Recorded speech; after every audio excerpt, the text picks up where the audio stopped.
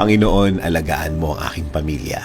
Panginoon, maraming salamat sa mga bagong blessings na hatid ng araw na ito. Alam ko na marami ka na namang pagpapala na ibibigay sa akin. Tulad na lang ng nagising ako sa araw na ito. Ito pa lang, alam kong may plano ka pa para sa akin. Alam ko na diretso mo akong aalagaan. Tuloy-tuloy mo akong bibigyan ng direksyon at ilalayo mo ako sa mga masasamang pangyayari at masasamang mga tao. At alam ko, Lord, na lahat ng plano mo, lahat ng bagay na gusto mong gawin sa buhay ko, ikakaganda ng aking buhay, ikaka-level up ng aking araw-araw. At alam ko din, Lord, na alam mo ang lahat ng nangyayari sa aking buhay. Alam ko din na bahagi ng blessings mo sa akin ay ang pag-aalaga mo sa akin. Na gawin akong safe saan man ako magpunta at saan man ako andon. Ginagawa mong safe ang lugar na yon.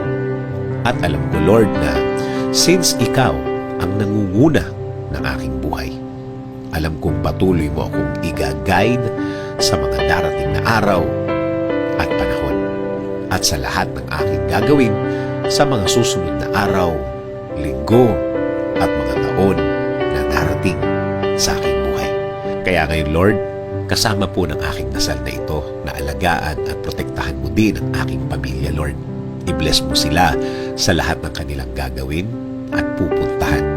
Patuloy niyo silang i-guide at gagawing blessed kahit saan man sila magpunta. At alam ko din, Lord, na meron ka ding magandang plano para sa kanilang mga buhay. Alam kong i-guide mo din sila sa araw na ito at patuloy mo silang babantayan sa lahat ng pagkakataon ng kanilang buhay. Patuloy niyo pong pasukin ang aming mga buhay. Patuloy niyo kaming bigyan ng direksyon sa lahat ng pagkakataon. Ilagay niyo po sa aming mga buhay ang mga tamang opportunity sa aming mga daan.